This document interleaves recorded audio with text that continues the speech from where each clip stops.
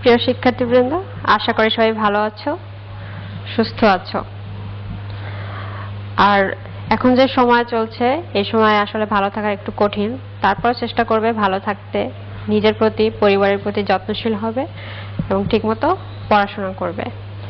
শিক্ষার্থী বন্ধুরা, এর আগের ক্লাসে আমরা লাল সালে উপন্যাসের পাঠ বিশ্লেষণ করেছি এবং সেই ক্লাস থেকে আমরা জানতে পেরেছি যে উপন্যাসের নায়ক কেন এবং কিভাবে তার নিজ এলাকা ত্যাগ করে অন্য এলাকায় চলে যায় এবং সেখানে যেয়ে সে কিভাবে এই মোহাম্মদনগর গ্রামের সন্ধান পায় আমরা জানতে পেরেছি।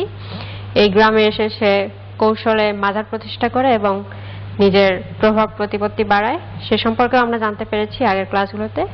আমরা এর পরের অংশে আজকে আলোচনা করব। তো চলো তাহলে আমরা ক্লাস শুরু করি।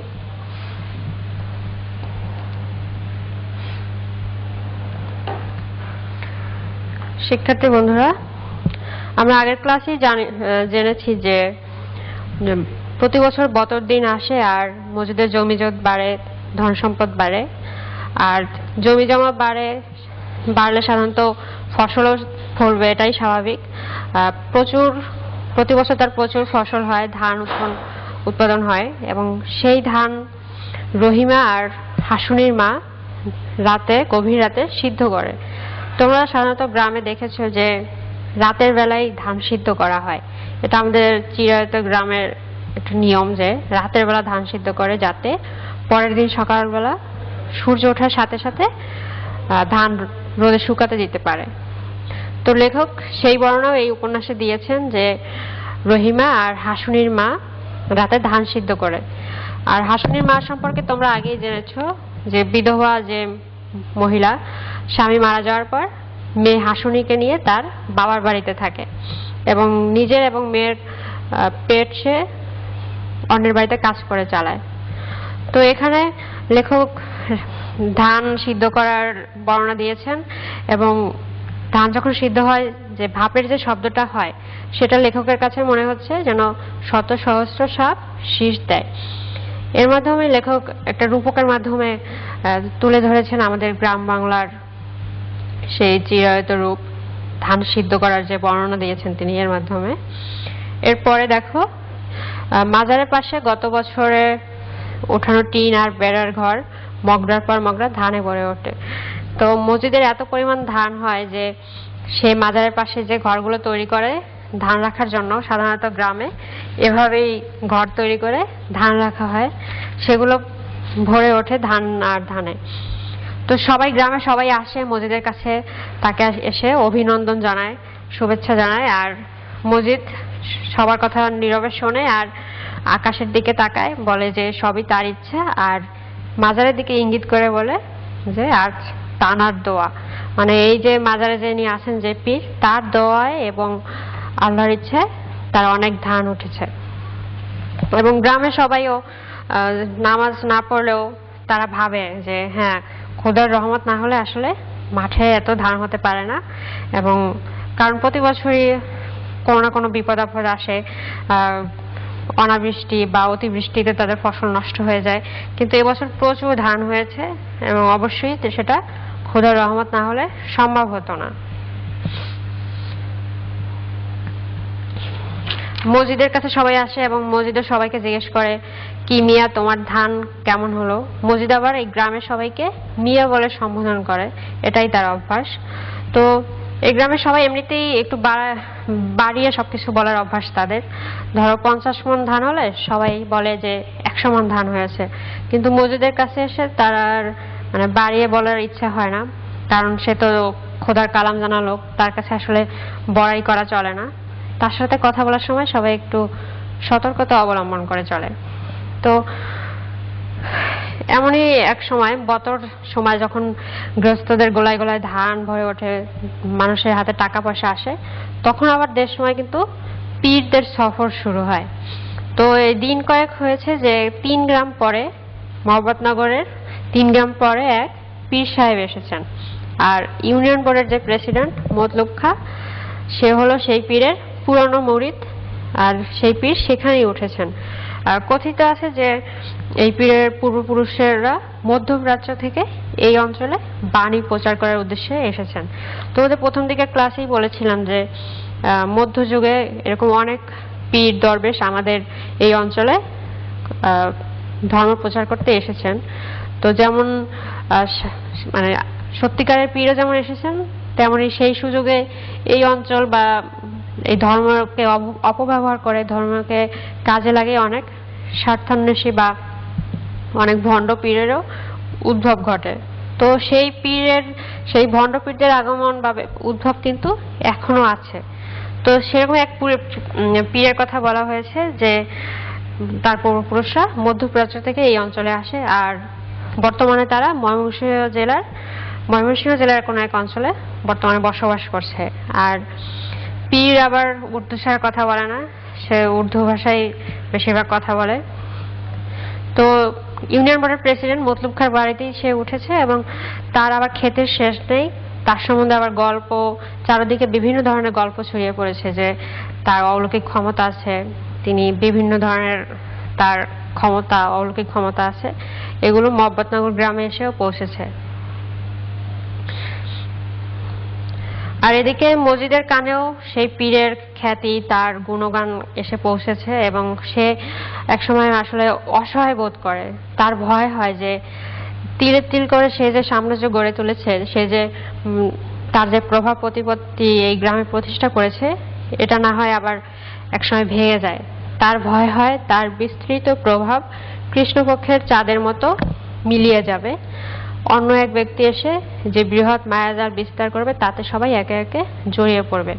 তো পীরের কথা যখন শোনে তখন কিন্তু মজিদের মনে হয় যে সে যে সাম্রাজ্য গড়ে তুলেছে, তার যে প্রভাব প্রতিপত্তি, তা আস্তে আস্তে ভেঙে পড়বে। আর দেখা যায় যে আসলেই পীর আসার পর থেকে মাজারের লোকজনের আসা যাওয়া প্রায় থেমে গেছে। এখন এমনিতেও ফসল তোলার সময় মানুষের অনেক ব্যস্ততা, কাজের ঠিক নেই। তাদের যতটুকু অবসর তারা পায়, তাও তারা পীর সাহেবের দর্শনের জন্য সেই পাশের গ্রামে চলে যায়। মাজারে লোকজন খুবই কম আসে। এদিকে আবার মসজিদের আসলে অন্যের আত্মার শক্তিতে অবশ্য তার খাঁটি বিশ্বাস নেই, কারণ সে নিজের স্বার্থের জন্য, নিজের স্বার্থ উদ্ধারের জন্য, নিজের অবস্থা পরিবর্তনের জন্য সে যে মিথ্যা বা নকল মাজার প্রতিষ্ঠা করেছে, তার রহস্য সে জানে বলেই অন্যের আত্মার শক্তিতে তার বিশ্বাস নেই। পীর সম্পর্কে যে অলৌকিক কথা বলা হচ্ছে, যে আজব আজব কথা বলা হচ্ছে, তাতে কিন্তু তার বিশ্বাস নেই, কারণ সে জানে প্রত্যেক ধর্ম ব্যবসায়ী এই একই চেতনা লালন করে। তারা নিজেদের স্বার্থের জন্য তারা ধর্মকে ব্যবহার করে। আর যার কারণে মসজিদ নিজে যা করেছে, নিজে এই মাজারের অস্তিত্ব বা মাজারের রহস্য জানে বলেই এই পীরের যে আত্মার শক্তির কথা বলা হয়েছে, পীরের যে ক্ষমতা, অলৌকিক ক্ষমতার কথা বলেছে, সে সেটা বিশ্বাস করে না, কারণ সে জানে পীরও কোনো ছলনার মাধ্যমে তার এই অলৌকিক শক্তি সবার কাছে প্রকাশ করছে, এবং তাও পীর যে নিজের স্বার্থের জন্য এসব করছে সেটা মসজিদ বুঝতে পারে, তার নিজের মাধ্যমেই বুঝতে পারে, কারণ সেও তো সেই একই দলের লোক। আগেই বলেছি যে এখন এই ফসল ওঠানোর সময় মানুষের বাড়িতে অনেক কাজ, ধান সিদ্ধ করা বা ধান বানানো থেকে অনেক কাজ, মানে কাজের কোনো শেষ নেই। কিন্তু তারপরে তার যেটুকু অবসর পায়, পীর সাহেবের দর্শনের জন্য, তার পায়ে একটু চুমু খাওয়ার জন্য সবাই তার সেই পাশের যে গ্রাম, সেই গ্রামে চলে যায়। মাজারে কেউ তেমন আসে না, যার ফলে মসজিদেও কিন্তু অসহায় বোধ করে এবং তার খুবই রাগ হয়, ক্রোধ হয় মানুষের উপর। একবারে মানে সে ক্রোধান্বিত হয়ে পড়ে মসজিদ। এবং কথিত সবাই, আশেপাশে সবাই জানে পীরের যে অলৌকিক ক্ষমতা সবার কাছেই পৌঁছেছে। এদিকে রহিমাও মসজিদকে জিজ্ঞেস করে যে ওই পীর নাকি মরা মানুষ জিন্দা করতে পারে। তখন মসজিদ তো এমনিতেও ক্ষেপে আছে, এই কথা শুনে সে আরো ক্ষেপে যায় এবং বলে যে মরা মানুষ জিন্দা হয় কেমনে? রাত যত গভীর হয় তত আগুন হয়ে ওঠে মাথা, মানে যত রাত গভীর হয় মসজিদের মাথাও আগুন হয়ে ওঠে। মানুষ যে তার কাছে না এসে ওই পীরের কাছে যায়, তাকে যে এখন আর তেমন পাত্তা দিচ্ছে না, এর ফলে তার ভিতরে একটা ক্রোধ ও ঘৃণা টকবক করতে থাকে। সে ছটফট করতে থাকে নিষ্ফল ক্রোধে। মানে তার আসলে অসহায়ত্ব এখানে প্রকাশ পেয়েছে, তার অস্তিত্বের সংকট। সে বুঝতে পারছে যে সে যে সাম্রাজ্য গড়ে তুলেছে, তার যে প্রভাব প্রতিপত্তি, তার যে সম্মান ছিল, সেটা আস্তে আস্তে মিলিয়ে যাচ্ছে, সবই এই পীরের কারণে। যার ফলে সে রাগে ক্রোধে উত্তেজিত উত্তেজিত হয়ে পড়ে। তারপর মজিদ ভাবে যে এই ঝালর দেয়া শালু কাপড়ে আবৃত নকল মাজারটি এদের উপযুক্ত শিক্ষা। কারণ সে যে মাজার প্রতিষ্ঠা করেছে এটা তো আসলে নকল, এর রহস্য তো সে জানে, এবং সে যে মানুষকে বোকা বানাতে পেরেছে, সবাইকে বোকা বানিয়ে তাদের অর্থের মাধ্যমে, তাদের মাধ্যমে সে নিজের অবস্থার পরিবর্তন করতে পেরেছে, এটাই এই লোকগুলোর শিক্ষা। এবং মাঝে মাঝে মজিদের মনে হয়, মানে সে এতটাই অসহায়ত্ব ফিল করে, সে এতটাই উত্তেজিত বা রাগান্বিত হয় যে তার মনে হয় যে মাজারের যে আসল যে ঘটনা, আসল যে রহস্য, সবাইকে সবটা বলে দিয়ে সে এই বিশাল দুনিয়ার কোনো এক জায়গায় চলে যাবে। কারণ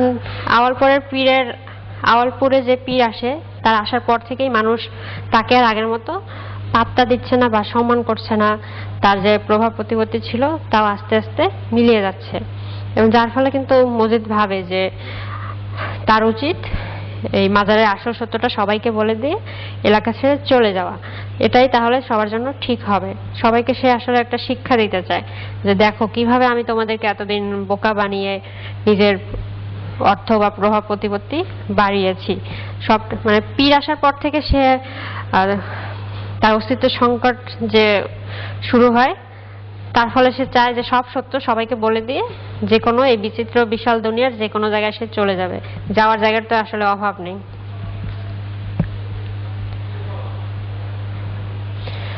তারপরে এই ভাবনাগুলো সে আসলে রাতেই ভাবে। দিন হওয়ার পরে সে একটু শান্ত হয়, এবং সে ভাবে যে সে সেই আওয়ালপুরে যাবে এবং পীরকে কাছ থেকে দেখবে, তার যে ভোজবাজি, তার সবকিছু সে কাছ থেকে দেখতে চায়। এবং মজিদ সে আওয়ালপুর গ্রামে যায়। সে যেয়ে দেখে যে এত ভিড়, এত লোকজন আসছে যে ভিড়ের মধ্যে মজিদকে চেনে এমন অনেক লোকই আছে, কিন্তু কেউ তাকে আজকে আর মনে হয় চেনে না। যেন বিশাল সূর্যোদয় হয়েছে আর সে আলোয়, প্রদীপের আলো নিশ্চিহ্ন হয়ে গেছে। মানে পীর সাহেব হলো সূর্য, আর সেই সূর্যের আলোয় মজিদ ম্লান হয়ে গেছে। মজিদ যেন প্রদীপের আলো। পীর সাহেব যদি সূর্য হয় আর মজিদ, তাহলে মজিদ হলো প্রদীপের আলো, যা সূর্যোদয়ের সাথে সাথে নিশ্চিহ্ন হয়ে গেছে। এত লোক যারা তাকে এত সম্মান করত, শ্রদ্ধা করত, তার এত প্রভাব আধিপত্য, সেই মজিদকে তার নিজের গ্রামে, মহপাতনগর গ্রামের মানুষ দেখেও না দেখার ভান করে আছে। মানে তাকে খেয়াল করার মতো অবসরই তাদের কাছে নেই। সবাই পীরের ওয়াজ শুনতে ব্যস্ত, তাকে একটু দেখার জন্য, তার একটু স্পর্শ পাওয়ার জন্য সবাই হাহুতাশ করছে। সবাই সেই ধান্দায় আছে কিভাবে একটু পীর সাহেবের কাছে যাবে। তাদের আসলে মসজিদকে দেখার মতো অবস্থা নেই। এরপরে এই যে আওয়ালপুরের যে ইউনিয়ন বোর্ডের যে প্রেসিডেন্ট মতলব মিয়া, সে আর সবার কাছে পীরের গুণগান গাচ্ছে। সে বলে যে পীর সাহেব সূর্যকে ধরে রাখতে পারেন, তিনি যতক্ষণ পর্যন্ত না হুকুম দেবেন ততক্ষণ পর্যন্ত সূর্য এক আঙ্গুল নড়তে পারে না। মানে হয়তো পীর সাহেব কোনো কাজে আছে, কিন্তু যতক্ষণ না তিনি বলবেন ততক্ষণ সূর্য অস্ত যাবে না। এরকম আরো অনেক গুণগান সে গাইতে থাকে পীর সাহেবের। তো পীর সাহেব আজকে দফায় দফায় ওয়াজ করছেন সবাইকে, দুনিয়াদারির, তারপরে মানে বিভিন্ন আদেশ উপদেশ দিচ্ছেন। তারপরে যখন সে থামে, সবাই তার একটু স্পর্শ পাওয়ার জন্য কেউ তার পা ধরলো, কেউ ধরলো হাত, এবং তিনি হঠাৎ সবার কাছ থেকে নিজেকে ছাড়িয়ে নিয়ে গাছের উপরে উঠে বসে থাকলেন, গাছের ডালে উঠে বসে থাকলেন। মানে সে আসলে দিশেহারা হয়ে গাছের উপরে উঠে বসেছিলেন। তো সবাই তাই দেখে সবাই হাহাই করতে লাগলো যে পীর সাহেব কি তাদের উপর বেজার হয়েছেন কিনা, তিনি শুনে উঠে গেছেন, এবার তাদের কি উপায় হবে, তাদেরকে পথ দেখাবে কে। এভাবে সবাই কান্নাকাটিতে ভেঙে পড়লো। তারপর এক সময় পীর সাহেব গাছ থেকে নামলেন এবং ঘোষণা হলো যে এখন জোহরের নামাজ পড়া হবে। তখন প্রায় সূর্য হেলে পড়েছে। তো এই নামাজের মধ্যেই মজিদ গালাগালি দিচ্ছে যে যত সব শয়তানি বেদাতি কাজ কারবার, খোদার সঙ্গে মশকরা। তারপরে নামাজের মধ্যে কেউ কোনো কথা বলতে পারে নাই, তার অশ্রাব্য গালাগালি সবাই শোনে এবং নামাজ শেষ হলে পীর সাহেবের মুরিদরা তার কাছে আসে এবং জিজ্ঞেস করে কেন সেভাবে গালাগালি করছে। তখন বলে যে এখন তো আসরের নামাজের সময়, তাহলে কেন জোহরের নামাজ পড়া হচ্ছে। তারা বলে যেহেতু ভাদ্র মাস থেকে ছায়া আসলে এক এক কদম করে বেড়ে যায়, সেহেতু 2 কদমের উপর 2 লাঠি হিসেব করে চমৎকার জোহরের নামাজের সময় আসে। মসজিদ তাদেরকে মাপতে বলে এবং অনেক চেষ্টা করে তারা ছায়ার নাগাল পায় না। তখন তর্ক শুরু হয়। তখন আবার মসজিদ বলে কেন তখন তোকে পীর ধইরা রাখবার পারলো না সুরুষটারে। তারপর সরে গিয়ে সে বজ্রকণ্ঠে ডাকলে মহব্বতনগর যাইবেন কে কে। মানুষের ইচ্ছা না থাকা সত্ত্বেও সবাই তার পিছন পিছন গ্রামে ফিরে আসে এবং সে রাত্রেই ব্যাপারীকে নিয়ে এক জরুরি বৈঠক বসলো। সবাইকে শিক্ষা দেওয়ার জন্য সবাইকে মসজিদ বলে যে শয়তান মানুষকে চেষ্টা করে বিভিন্নভাবে মানুষকে বিপথে চালনা করার জন্য। এই পীর সাহেবও ভালো মানুষের লেবাস পরে মুখোশ পরে সবাইকে অন্য পথে নিয়ে যাচ্ছে এবং তার চোখ জ্বলছে একটা জ্বালাময় অথচ পবিত্র করে দেয়। সে চাচ্ছে সবাইকে সেই শয়তানের পথ থেকে ফিরিয়ে আনতে এবং মানুষকে রক্ষা করার যে কল্যাণকর বাসনা সেই সত্ত্বে তার সমুজ্জ্বল হয়ে উঠেছে তার মুখ। সে সবাইকে বুঝায় যে পীর সাহেব আসলে ভণ্ড, সে আসলে ভালো মানুষের মুখোশ পরে আছে, তার কাজ হচ্ছে মানুষকে জাহান্নামের দিকে চালিত করা এবং অনেক ভালো মানুষের নামাজ প্রতিদিন সে মকরু করে দিচ্ছে। এভাবে সে সবাইকে বোঝায় এবং পরে সিদ্ধান্ত হয় যে এই মহব্বতনগরের কেউ আর আওয়ালপুরে যাবে না, পীরের কাছে যাবে না। এবং মসজিদ সবাইকে এটাও বলে যে শয়তান যদি মানুষকে খোদার পথেই নিয়ে গেল তাহলে তার শয়তানই রইল কোথায়। তো অনেক বোঝানোর পরে কি সিদ্ধান্ত হয় যে পীর সাহেবের 30 সীমানায় আর কেউ ঘেঁষবে না এবং ব্যাপারীরা সবাইকে বলে দেয় যে এই গ্রামের লোক আর আওয়ালপুরে যাবে না।